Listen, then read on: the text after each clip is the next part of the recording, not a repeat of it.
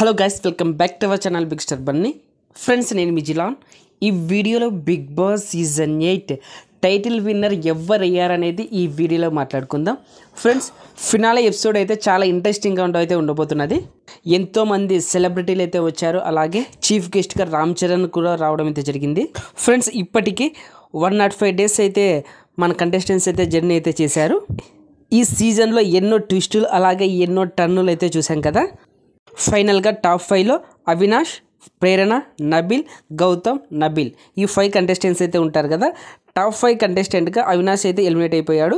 అలాగే టాప్ 4 కంటెస్టెంట్స్గా ప్రేరణ అయితే ఎలిమినేట్ అవ్వడం అయితే జరిగింది.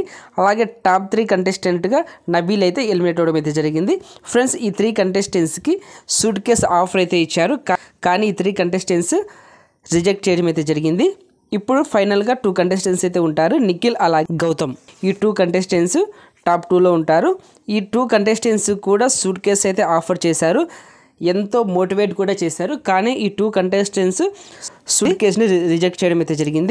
ఈ 2 కంటెస్టెంట్స్ నుండి ఫైనల్గా నిఖిల్ విన్ అవడం అయితే జరిగింది.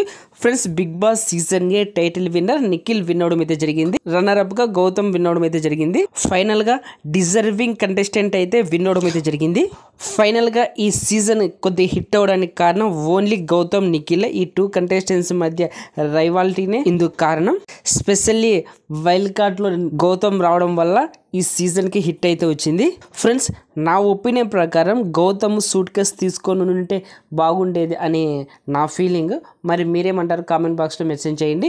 ఫ్రెండ్స్, నిఖిల్ విన్ అయ్యాడు కదా, మీ ఒపీనియన్ ఏంటో కామెంట్ బాక్స్లో మెన్షన్ చేయండి. కామెంట్ బాక్స్ అయితే బద్దలైపోవాలి, అలా కామెంట్ చేయండి. అలాగే ఇప్పటి వరకు నాకైతే ఎంతో సపోర్ట్ చేశారు కదా, సపోర్ట్ చేసిన నా సబ్స్క్రైబర్స్ ఫ్యామిలీకి అందరికీ థ్యాంక్ యూ సో మచ్.